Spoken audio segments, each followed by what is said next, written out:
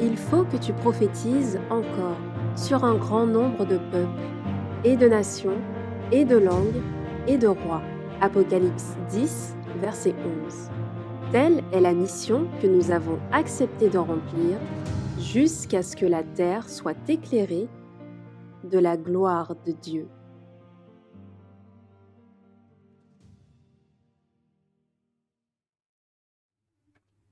Très bien. Bonjour à tous et à toutes et une bienvenue particulière pour les enfants qui sont avec nous puisque nous sommes arrivés à notre moment de la jeunesse, n'est-ce pas? Oui. Est-ce que vous allez bien? Oui. Très bien. Ultra En bien. bonne santé en plus. On peut dire merci Seigneur. Super, ultra bien. Très bien. Eh bien, ce matin, vous savez ce que l'on va faire? Non. Non? L'histoire Ah, l'histoire des enfants. des Exactement. Alors, avant de commencer, nous allons prier exactement. Donc, nous nous mettrons à genoux pour la prière.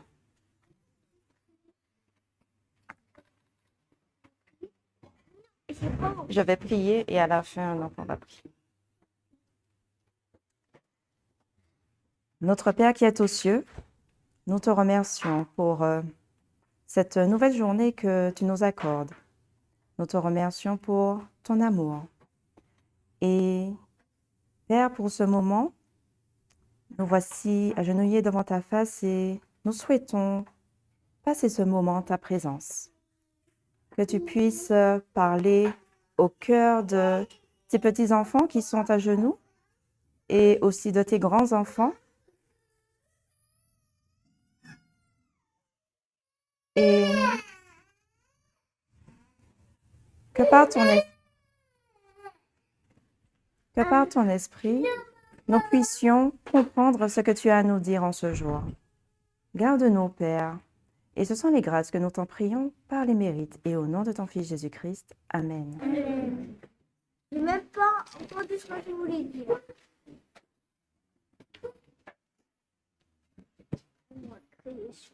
Alors, ce matin, on écoute? Vous êtes attentifs? Assieds-toi correctement. Ce matin, nous allons découvrir une petite histoire qui a pour titre « Rentrer à la maison avec Dieu ». Est-ce que ça vous parle? Rentrer à la maison avec Dieu. Ah, Rentrer à la maison avec Dieu, mais avec lui. oui. Et c'est où sa maison? Et c'est dans le ciel. Il faut y aller avec lui. Sa maison est au ciel. Alors, notre message du jour, écoute, est « Nous devenons amis avec Dieu quand nous passons du temps avec lui tous les jours. » Oui. Et notre verset du jour, « Enoch marcha donc avec Dieu, puis il disparut, car Dieu le prit. » As-tu ou avez-vous un ou une meilleure amie? Moi, j'en ai une. D'accord? C'est Jade. Ah. Jana. Et Shana. Ok. Eh bien, combien de temps passez-vous avec votre meilleur ami ou oui, votre meilleur ami? En Meilleur ami. Longtemps. longtemps? Très, très longtemps. Ah. Eh bien, retenez cette phrase, ce petit mot, longtemps. Notre histoire d'aujourd'hui parle d'un homme qui était le meilleur ami de Dieu. Et c'est Enoch. Enoch était arrière-petit-fils de qui? De Dieu. Non, d'Adam et Ève. Ils Ils sont un peu étonnés, là, ils réfléchissent. Eh bien, quand il était petit, Enoch, il aimait écouter leurs histoires sur sa famille et le beau jardin dans lequel ils avaient vécu. Donc, on parle d'Adam et Ève. Il a aussi entendu comment ils avaient péché. Enoch écoutait attentivement quand il lui disait que Jésus allait mourir pour leurs péchés. Il a appris à aimer Dieu. Par rapport à ce que c'est, on compte avec moi, arrière, petit-fils. 4 fois. Et en plus, je dis des bêtises, c'est arrière-grand-parent. Arrière-grand-parent. Ouais. Et donc, quand Enoch avait 65 ans, à peu près l'âge de certaines de vos grands-mères ou certains de vos grands-pères, il a eu un fils. Sa naissance, eh bien, lui a appris, après sa naissance, il a appris à aimer Dieu encore plus. Il lui dit qu'il ferait tout pour le protéger. Alors, il a commencé à se faire une idée de ce que Dieu doit ressentir à l'idée d'envoyer son Fils, Jésus, mourir pour nos péchés. Ça va, Jade? Oui? Il pensait de plus en plus à Dieu chaque jour. Il passait beaucoup de temps à parler avec Dieu dans la prière. Qu'est-ce que je viens de dire, Joshua? Amen. Souvent, il s'éclipsait pour être seul avec Dieu. Dieu et Enoch étaient très proches. Très proches. Ils étaient amis. Ils sont toujours amis. Dieu lui disait beaucoup de choses sur le futur. Enoch ne faisait pas que prier. Mais parfois, il jouait avec ses enfants. Il leur racontait souvent les choses que Dieu lui avait dites. Il rendait toujours cela très excitant, parce qu'il avait tant de choses intéressantes à dire, évidemment. Il avait toujours des amis et des voisins qui venaient pour parler avec lui. Enoch prêchait souvent sur les choses que Dieu lui avait dites. Les bonnes personnes, aimaient l'écouter. Mais les mauvaises personnes, est-ce qu'ils aimaient écouter ce qu'Enoch disait? Non, forcément. Parce qu'il leur disait de ne pas pécher. Certaines personnes l'ont écouté et ont arrêté de pécher.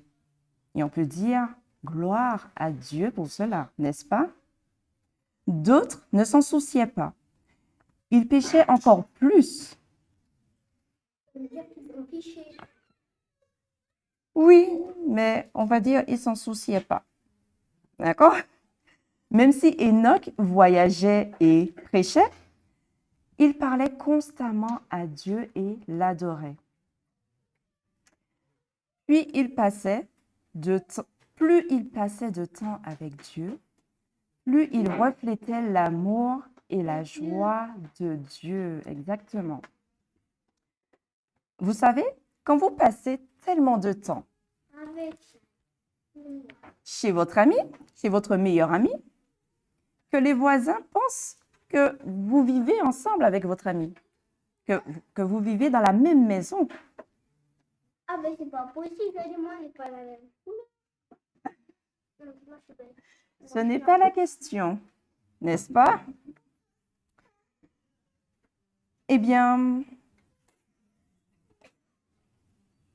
c'est comme ça que, écoute, c'est comme ça que ça s'est passé avec Dieu et Enoch. Parce qu'ils passaient beaucoup de temps ensemble. Et donc, on avait l'impression qu'ils vivaient ensemble. Dieu était toujours avec lui.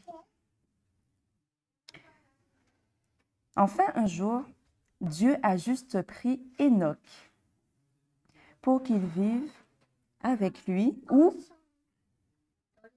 dans le ciel. Donc, il a été élevé dans le Mais ciel. comment il a dit? Ben, c'est Dieu qui a permis, qui l'a élevé, qui l'a amené au ciel En lui pour disant, vivre avec lui. maman? Est-ce qu'on peut dire en lui tenant la main? Oui, oui. Oui, on peut dire ça. Tout le monde cherchait Enoch, évidemment, puisqu'il vivait sur la terre et subitement, il n'est plus là. Disparaît. Il a disparu. Il est là. Eh bien, les bonnes personnes et les mauvaises personnes ont cherché aussi Enoch. Ils l'ont cherché partout. Mais on ne pouvait pas le trouver. Parce qu'il était où? Au ciel, Parce qu'il était au ciel. avec Dieu. Avec Dieu. Il n'allait pas revenir vivre sur la terre.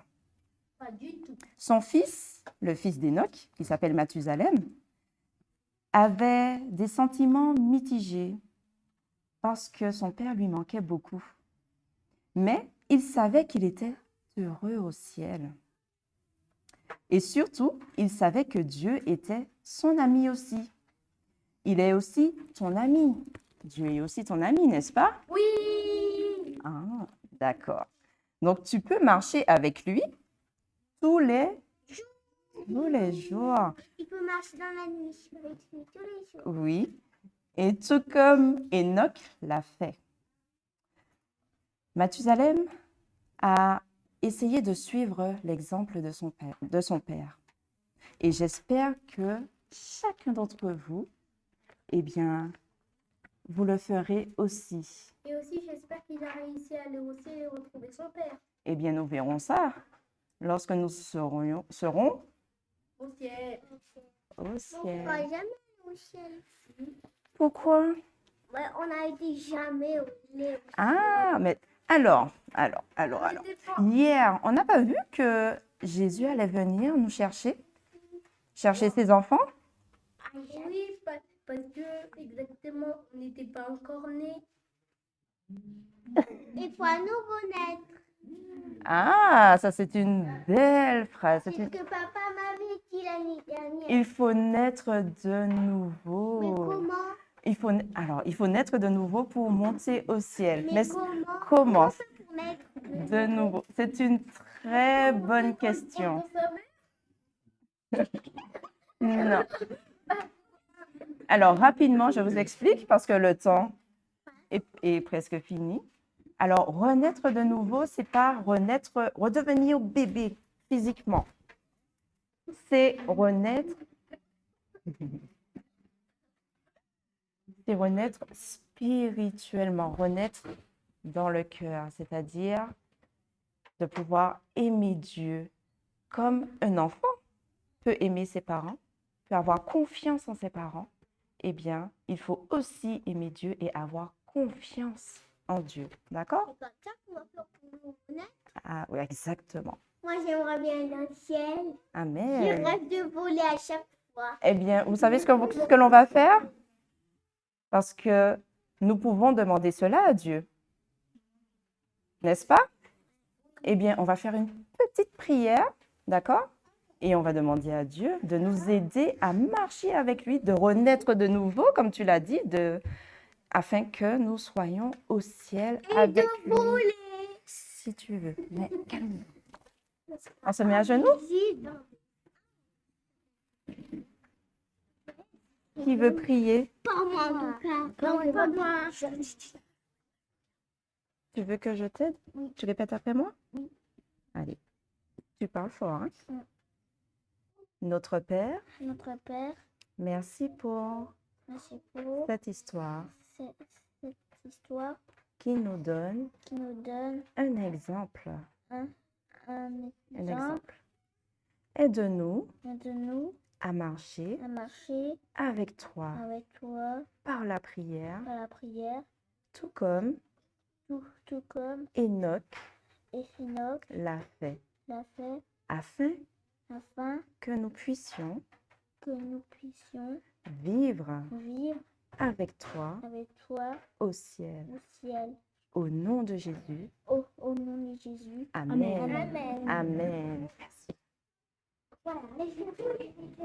C'est bon. Donc, on remercie Barbara pour ce moment avec les plus petits, on écoute. Donc, on remercie Barbara avec cette jolie histoire qu'elle nous a racontée sur Enoch. Alors, avec les plus petits, alors, est-ce que les plus grands et les adultes, vous avez aussi envie de vivre cela, d'être au ciel avec Dieu? Oui. Et maintenant, ce que nous allons voir avec les plus grands, c'est les signes, parce que comme le titre, c'est le retour du Christ, quels sont les signes qui vont nous annoncer le retour du Christ? Et nous allons voir ça. Donc, est-ce que les plus grands ont leur Bible dans les mains? Voilà. Donc, c'est important de penser à se munir de ces Bibles.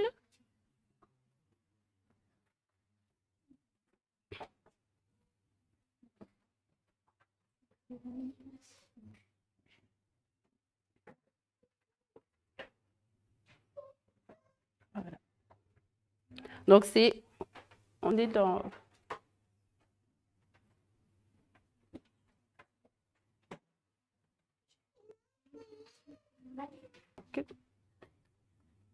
Alors, donc, comme je disais, comme le titre, c'est le retour du Christ. Donc, nous allons voir les signes qui annoncent le retour du Christ. Et on peut voir ça dans le livre de Matthieu au chapitre 24. Donc, nous allons prendre à partir du verset 6. Alors, Alexis, tu veux bien commencer à lire? Ou celui qui a... Voilà, Alexis. Matthieu 24 au verset 6.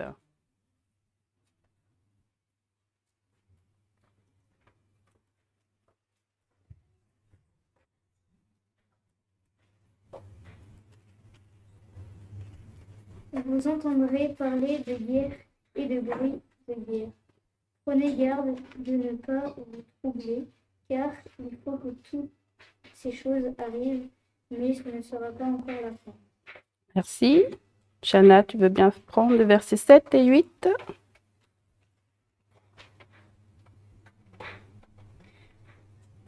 Car une nation s'élèvera contre une autre nation et un royaume contre un autre royaume. Et il y aura des famines, des pestes et des tremblements de terre en divers lieux. Mais tout cela ne sera qu'un commencement de douleur. Merci, Chana. Alors, Kinley, tu veux bien prendre la suite, s'il te plaît? Verset 9. Et l'on vous fera mourir, vous serez haïs de toutes les nations à cause de mon nom. Et le 10 aussi, s'il te plaît. Alors, ils se trahiront et les uns les autres. Merci. Et Clément, tu veux bien lire le verset 11 jusqu'à 14? Et séduiront beaucoup de gens. Et parce que l'iniquité, c'est ça. La charité du plus grand nombre sera poignardée. Et celui qui persévérera jusqu'à la fin sera sauvé.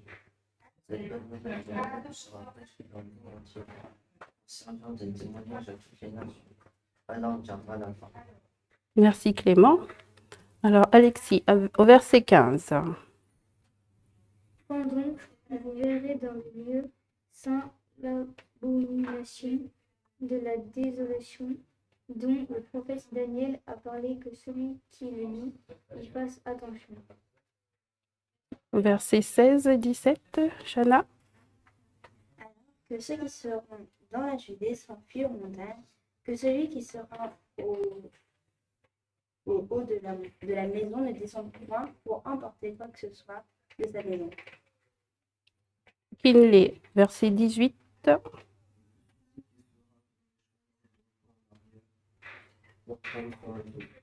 Et 19 aussi, s'il te plaît. 18 et 19.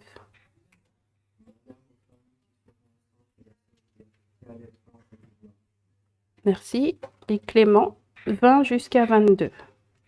Priez pour que votre fête n'arrive pas en hiver, ni un jour de sabbat. Car alors la détresse sera si grande qu'il y en apprend de Paris depuis le commencement du monde jusqu'à présent. Et qu'il n'y en aura jamais. Et c'est ce genre de Gabriel. personne ne sera sauvée, et à cause des élus, ces jours seront abolis. Amen. Merci à tous les quatre. Donc, dans la lecture que nous avons faite de Matthieu 24, à partir du verset 6 jusqu'à 22, qu'est-ce que vous avez vu comme signe? Quels sont les signes qui annonceront le retour de Jésus? Des guerres entre nations. Oui, voilà. Donc, des fois, il y aura des guerres dans les nations, hein, des bruits de guerre, comme on le voit au début du verset 6. Vous entendrez parler de guerre et de bruits de guerre. Et est-ce que ce sera à la fin? Qu'est-ce qu'il dit? Est-ce que ce sera à la fin? Si ça ne sera pas encore la fin. Ensuite, qu'est-ce qu'il y aura comme autre signe? Qu'est-ce qui nous est dit? Au verset 7. Car une nation s'élèvera contre une autre nation, un royaume contre un autre royaume. Ensuite, voilà, c'est toujours dans le verset 7. Vous avez la réponse, il y aura des famines. Voilà, donc en divers lieux, sur toute la terre. Et comme on le dit au verset 9, on dit, ça sera que le commencement des douleurs. Et donc, ensuite, Clément, au verset 9, qu'est-ce que tu vois comme autre signe qu'il y aura?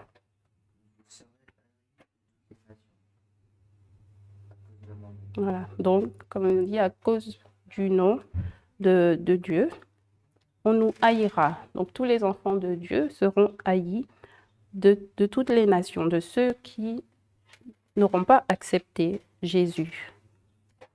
Ensuite, il nous est dit que plusieurs se scandaliseront et se trahiront les uns les autres et se haïront aussi les uns les autres. Et on nous a dit plusieurs faux prophètes s'élèveront et séduiront beaucoup de gens. Les faux prophètes. Alors, est-ce que quelqu'un veut expliquer les faux prophètes? Qui vont parler plus, des fois, ce sera les faux prophètes qui enseignent la vérité en gros. Ouais. Et qu'en fait, ils vont séduire beaucoup de personnes. Voilà, donc voilà, ils vont raconter un évangile qui n'est pas celui de Dieu et plusieurs seront séduits par cet évangile. Et on nous a dit ensuite que l'iniquité sera multipliée et la charité de plusieurs se refroidira. Donc l'iniquité, est-ce que vous savez tous ce que ça veut dire?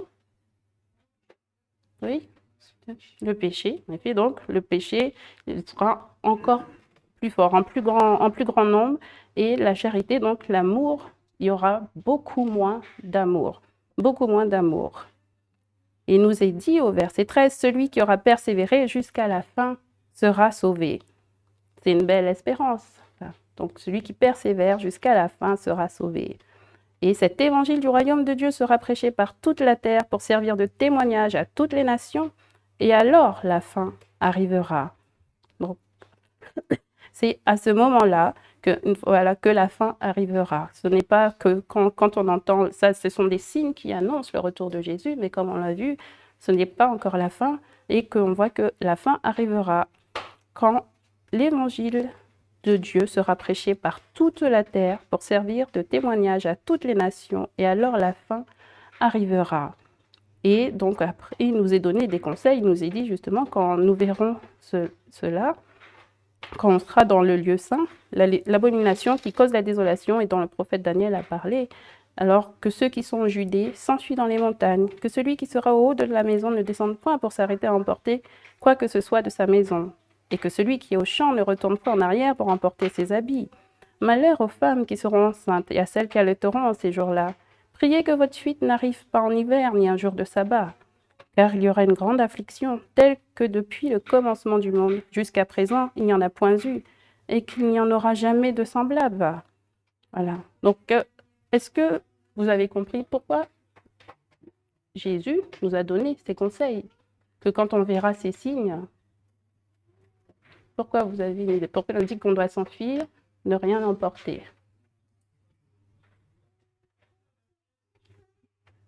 Est-ce qu'il y a quelqu'un qui veut répondre? Clément, Kinley ou Alexis?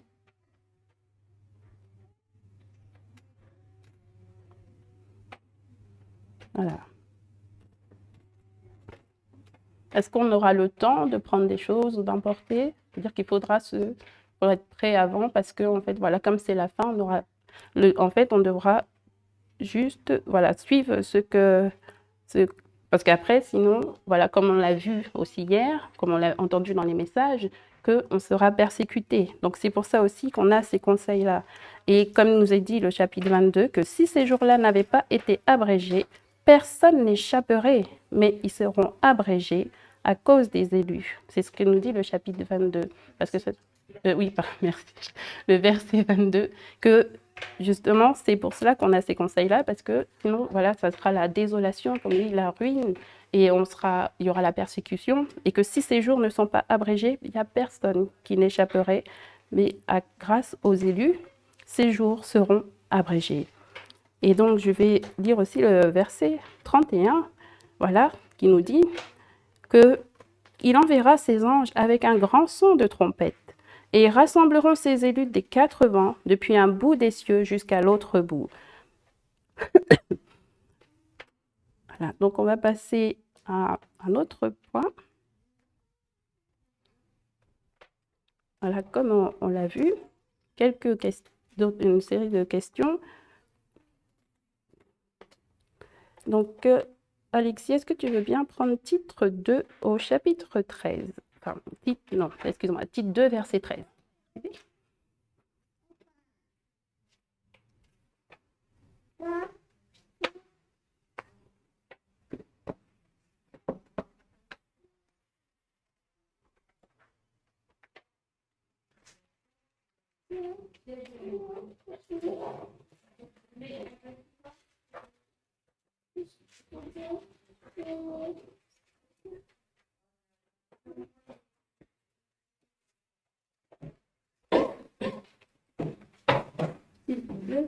Oui, titre 2, verset 13.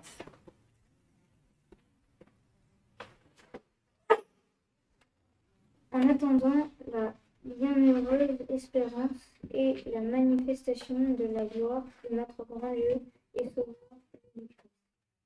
Amen. Merci Alexis. Donc, je vais vous poser une question. Donc là, comme vu, c'est le livre de Paul qui a écrit. Alors, comment il appelle la seconde venue du Christ? Comment il appelle la seconde venue du Christ?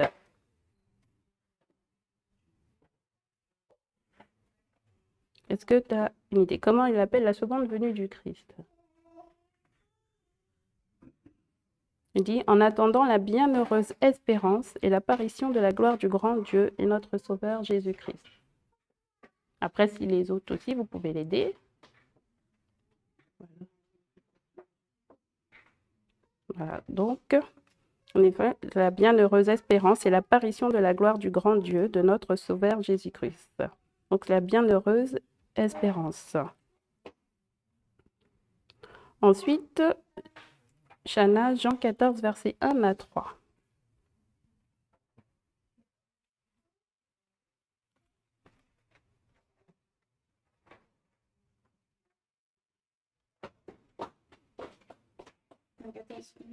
Jean 14, 1 à 3.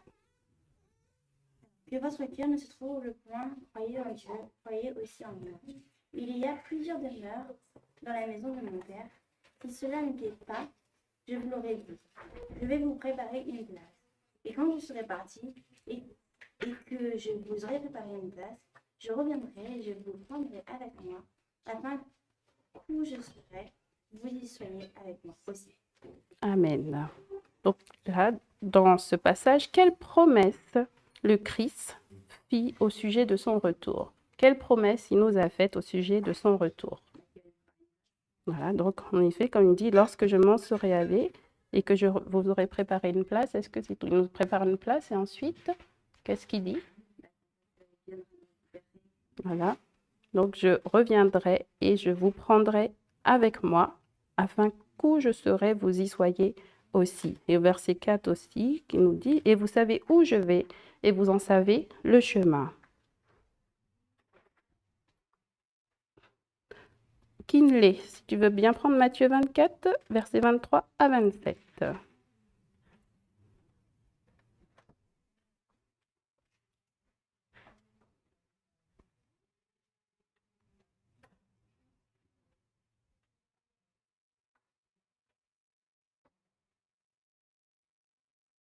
Matthieu 24, versets 23 à 27.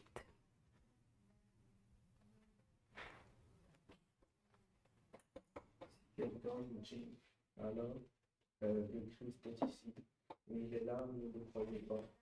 Car il s'élèvera de faux Christ et de faux prophètes, et ils feront de grands prodiges et des miracles, au point de situer, s'ils étaient possible, même les élus. Voici, je vous l'ai annoncé d'avance, si donc on vous dit, voici, il est dans le désert, et n'y allez pas, voici, il est dans les chambres, mais ne croyez pas, car comme l'éclair part de l'Orient et se montre jusqu'en Occident, ainsi sera l'avènement du Fils de l'homme. Amen. Merci Kinley. Alors, dans ce passage, de quelle manière justement sera l'avènement du Fils de l'homme? On voit la réponse au verset 27. Est-ce que, donc, comme on l'a vu au début, nous dit qu'on entendra, des gens nous disent qu'ils nous diront, oui, il y a Jésus, j'ai vu Jésus là, j'ai vu Jésus là. Est-ce que c'est de cette manière Est-ce que c'est de cette façon que ça se passera? Alors, qu'est-ce qui nous est dit au verset 27? Comme on voit l'éclair, comme on le voit là. Bon, comme on voit l'éclair, en fait, on va voir.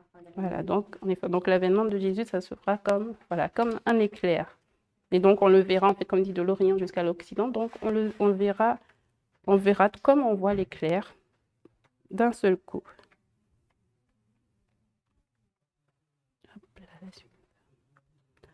Alors, pour Clément,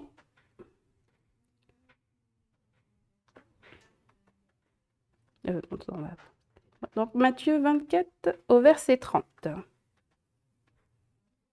le ciel paraîtra dans le ciel, toutes les tribus de la terre se lamenteront. Elles verront le Fils de l'homme venant sur les nuées du ciel, avec puissance et une grande gloire. Merci Clément. Alors, comment toutes les nations du globe réagiront-elles lors du retour de Jésus?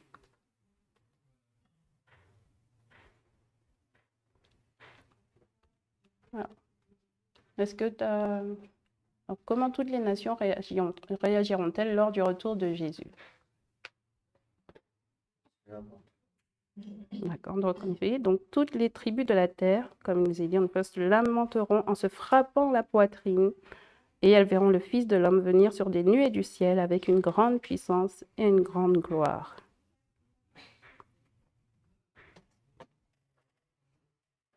Alexis, Apocalypse au chapitre 1, verset 7.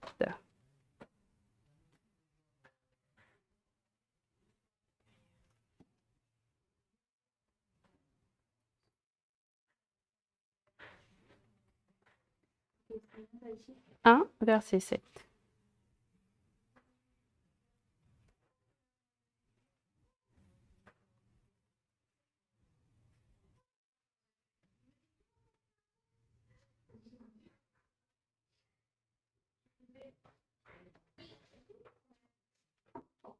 Voici, il vient sur les nuées, et tout l'œil le verra, ceux que même qui l'ont percé, et toutes les tribus de la terre se frapperont la poitrine devant lui. Amen. Merci Alexis. Donc, combien verront le retour du Christ? Comme tu viens de le voir dans le verset, combien verront le retour de Jésus?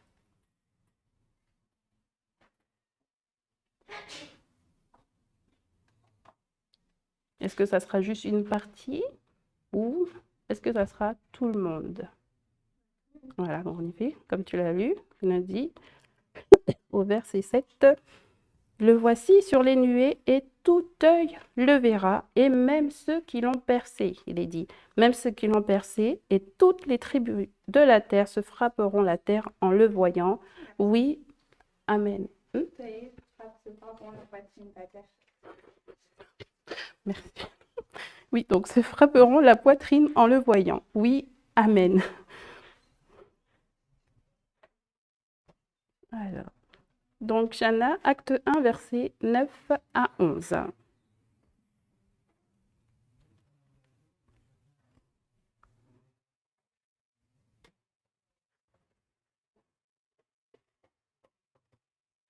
Et leur dit, Hommes galiléens, Pourquoi vous tenez-vous là à regarder au ciel? Ce Jésus qui a été enlevé d'avec vous dans le ciel reviendra de la même manière que vous l'avez vu monter au ciel. Amen. Amen. Merci, Shana. Alors, donc là, la question, qu'est-ce qu'on dit donc les anges sur la manière dont le Christ reviendra? Mais qu'il va venir, il va revenir comme il est monté au ciel. Voilà, Amen. Ensuite, donc oui, il reviendra de la même façon dont il est monté au ciel. Kinley, Matthieu 16, verset 27.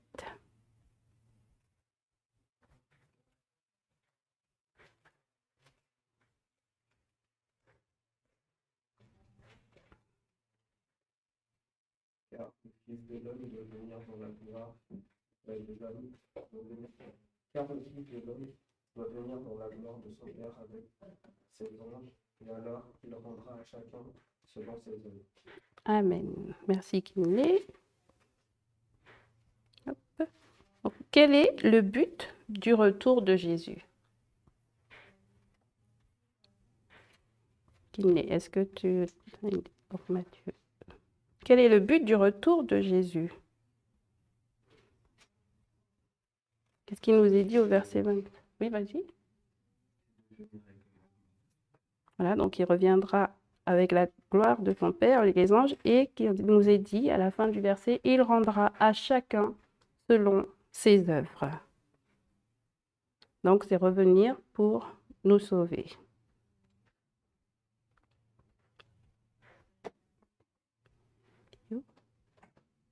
Alors Clément, Matthieu 25, verset 31.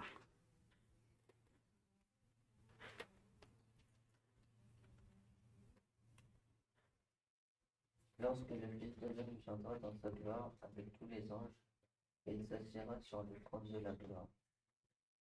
Amen. Merci Clément.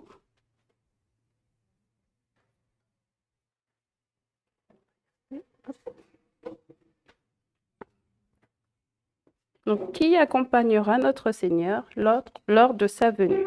Qui accompagnera notre Seigneur lors de sa venue? Les saints anges. Il est fait.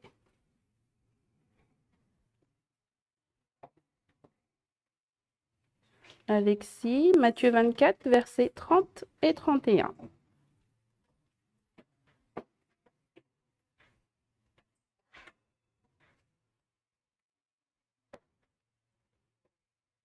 Alors le signe du Fils de l'homme paraîtra dans le ciel.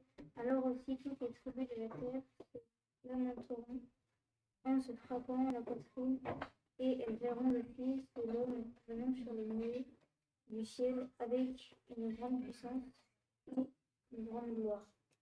Il enverra ses anges avec un grand éclat de trompette, et ils rassembleront ses élus des 4 vents depuis un bout du ciel jusqu'à l'autre bout. Amen. Merci Alexis. Donc, quel rôle joueront les anges à cette heure suprême? Quel rôle les anges auront à jouer? Oui, ils joueront de la trompette et ensuite, qu'est-ce qu'ils feront? Et ils rassembleront ses élus. Voilà, donc, ils rassembleront en effet donc, les élus de Dieu des 4 vents depuis un bout des cieux jusqu'à l'autre bout, donc de toute la terre, un bout des cieux jusqu'à l'autre bout. Alors, Kinley, 1 Thessaloniciens 4, verset 16.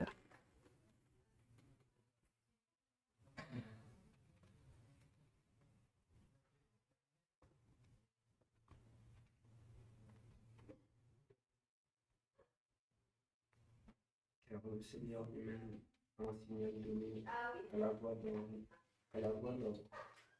archange et un son de la trompette de Dieu descendra du ciel, et les morts en Christ ressusciteront premièrement.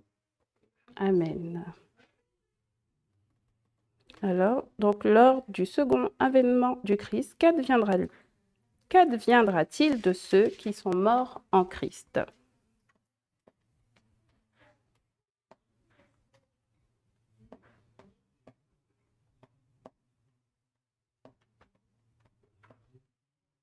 Tu veux donner la réponse ou pas?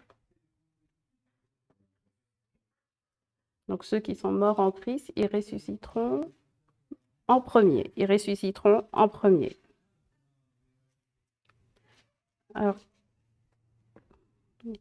donc Clément, 1 Thessaloniciens 4, toujours, là, au verset 7. 1 Thessaloniciens 4, au verset 7. Et la sanctification. Amen.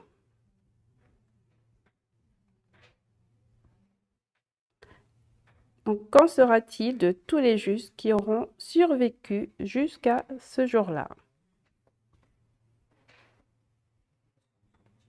Ils seront sanctifiés. Oui, comme il nous est dit dans le verset. Donc, il nous a plein appelés à la souillure, mais il nous appelle à la sainteté.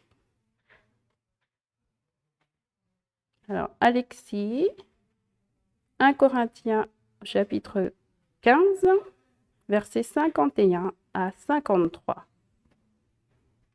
Voici, je vous dis un mystère, nous ne mourrons pas tous, mais nous serons tous changés.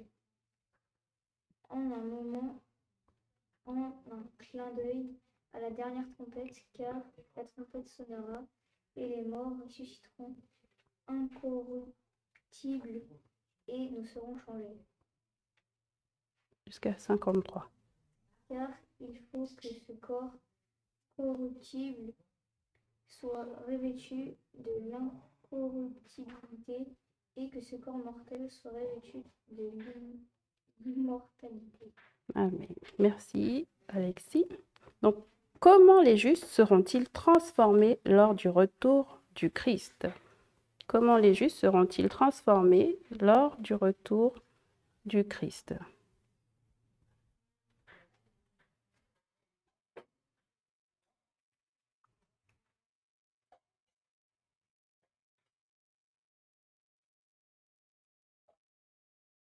Qu'est-ce qui nous est dit dans le verset? Donc, surtout au chapitre, enfin, au verset 53, le dernier que tu as lu. Car il faut que ce corps corruptible soit revêtu de l'incorruptibilité et que ce corps mortel soit revêtu de l'immortalité. Voilà, donc nous n'aurons plus un corps de péché, c'est ça que ça veut dire, ce corps corruptible. Et donc nous serons saints, comme nous l'avons vu déjà dans la question avec Clément. Nous serons incorruptibles et nous n'aurons plus un corps mortel, mais nous deviendrons immortels. Chana, Apocalypse 6, versets 14 à 17.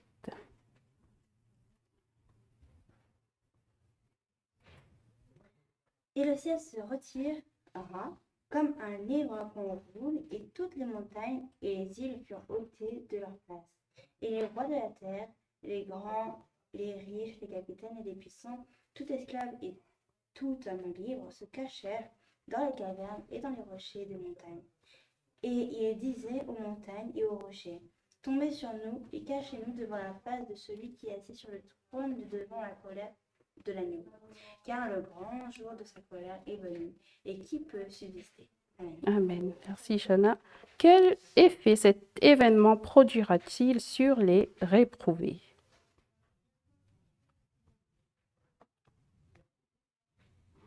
Voilà, donc sur ceux qui n'auront pas accepté Jésus, les réprouvés. Ah, ils voudront se cacher dans les cavernes. Voilà, donc ils seront effrayés, ils auront peur, donc en disant montagne et aux rochers, tombez sur nous et cachez-nous de devant la face de celui qui est assis sur le trône et de devant la colère de l'agneau, voilà, car le grand jour de sa colère est venu, et qui pourra subsister? Et Kinley, donc le dernier texte, Hébreux 9 au verset 28.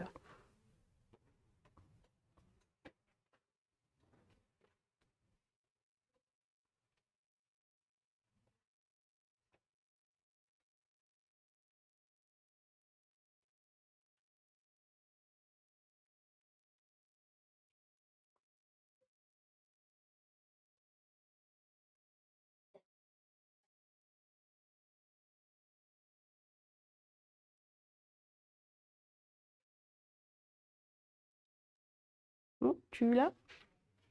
Ah d'accord, ok.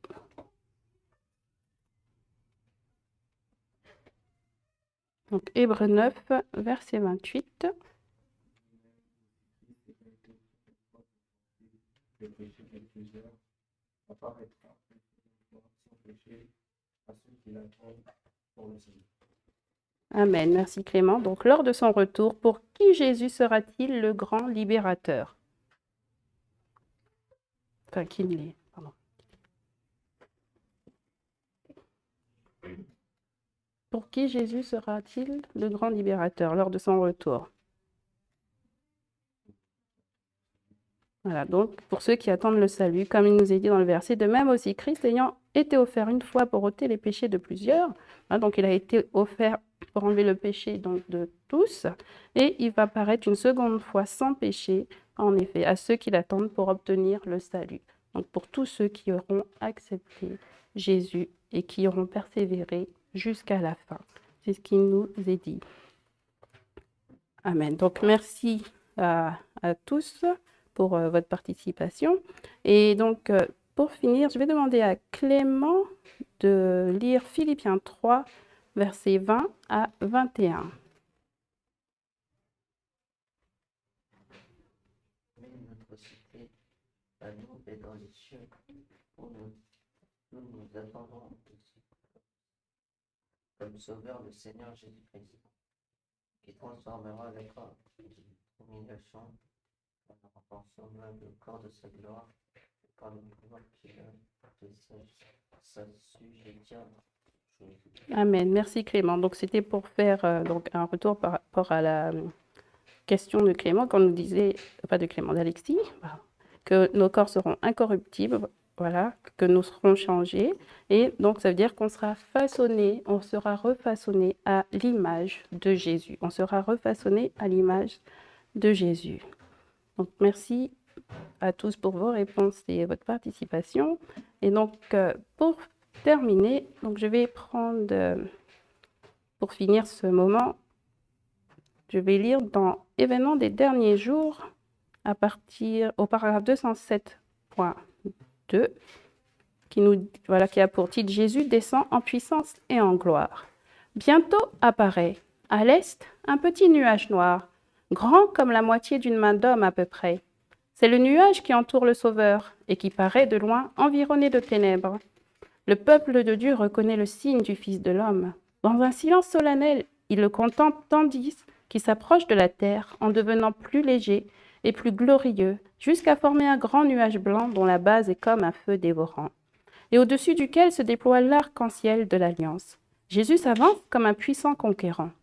Avec des hymnes d'une mélodie céleste, une multitude de saints anges le servent. Le firmament est plein de formes radieuses, des milliers de milliers. Aucune parole humaine ne peut décrire cette scène.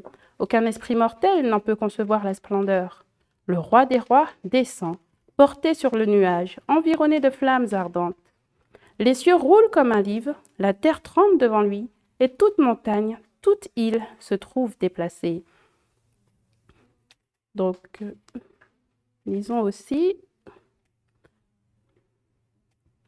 au paragraphe 211.5, les anges chantent, le Christ a vaincu. En ce jour, les rachetés brilleront dans la gloire du Père et du Fils. Les anges, jouant de leur harpe d'or, accueilleront le roi et les trophées de sa victoire. Ceux qui ont été lavés et blanchis dans le sang de l'agneau. Un chant de triomphe retentira, emplissant les cieux. Le Christ a vaincu. Il entre dans les cours célestes, accompagné de ses rachetés, témoin attestant que sa mission de souffrance et de sacrifice n'a pas été vaine. Avec un amour inexprimable, Jésus accueille ses fidèles dans la joie de leur Seigneur. La joie du Sauveur, c'est de voir dans le royaume de gloire les âmes qui ont été sauvées par son agonie et son humiliation. Le Christ contemplera la récompense de son travail, dans cette grande multitude que nul ne peut compter, qui est présentée sans faute, en présence de sa gloire, dans une joie débordante. Lui dont le sang nous a rachetés et dont la vie nous a enseigné verra le travail de son âme et il sera satisfait. Les couronnes et les harpes remises aux saints. Je vis un grand nombre d'anges apporter des couronnes de gloire, une pour chaque saint, avec son nom écrit dessus. À mesure que Jésus demandait les couronnes, Les anges les lui présentaient, et de sa propre main droite, Jésus, avec amour, plaçait les couronnes sur la tête des saints. Sur la mer de verre, les 144 000 se tenaient en formant un carré parfait. Certains d'entre eux portaient des couronnes très brillantes, d'autres les avaient moins brillantes. Certaines semblaient chargées d'âme, tandis que d'autres n'en avaient que peu. Tous étaient parfaitement satisfaits de leur couronne. La couronne de vie sera brillante ou sombre, scintillera de nombreuses étoiles ou ne sera éclairée que de quelques gemmes, selon ce qu'aura été notre action. Il n'y aura personne dans les cieux parmi les sauvés qui porte une couronne totalement dépourvue d'étoiles. Si vous entrez, c'est qu'il y a une âme dans les palais. Si vous entrez, c'est qu'il y a une âme dans les palais de gloire qui aura pu entrer grâce à vous. Avant d'entrer dans la cité de Dieu, le Sauveur remet à ses fidèles les emblèmes de la victoire et les revêt des insignes de leur condition royale. Les rangs étincelants forment un carré qui entoure leur roi. De sa propre main droite, Jésus place la couronne de gloire sur la tête des nouveaux venus. Et en chaque main, il place la palme du vainqueur et la harpe brillante. Puis, tandis que les anges qui commandent donnent la note, chaque main effleure habilement les cordes de la harpe et fait monter une douce musique aux accents mélodieux. Devant les rachetés se trouve la sainte cité. Jésus en ouvre toutes grandes les portes de perles, et les nations qui ont gardé la vérité pénètrent dans la ville. Amen. Amen. C'est merveilleux, c'est magnifique, n'est-ce pas? Hein? Donc, cela vous encourage. Hein? Je vous encourage pour pouvoir vivre cela, à continuer d'étudier, comme on l'a fait, d'étudier la parole de Dieu pour apprendre davantage à connaître l'amour qu'il a eu pour nous et l'amour de Jésus. Donc, je vais vous inviter à prier.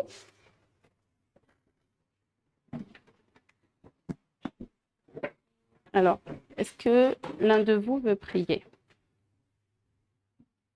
Bien fort.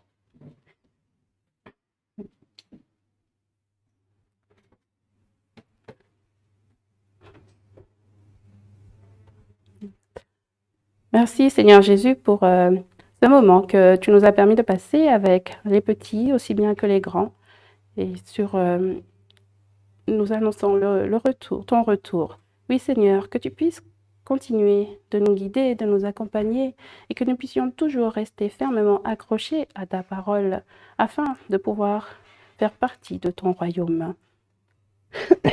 Que tu accompagnes chacun, petit, grand, adulte, pendant le reste de ce séminaire et aussi quand nous retournerons chacun dans nos foyers respectifs et auprès de tous ceux où tu nous as placés et que nous soyons des exemples aussi pour toutes les âmes que tu nous as confiées afin qu'elles aussi puissent vivre ces moments merveilleux avec toi dans ton royaume et avec Dieu notre Père.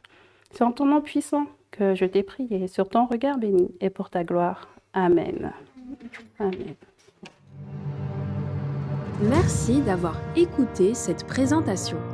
Si vous souhaitez prendre part à la mission que Jésus-Christ confia à notre Église, contactez-nous via les coordonnées présentes sur la page à propos de notre chaîne YouTube à ASJH 1889 France@gmail.com ou via notre page Facebook @ASJH 1889 de France.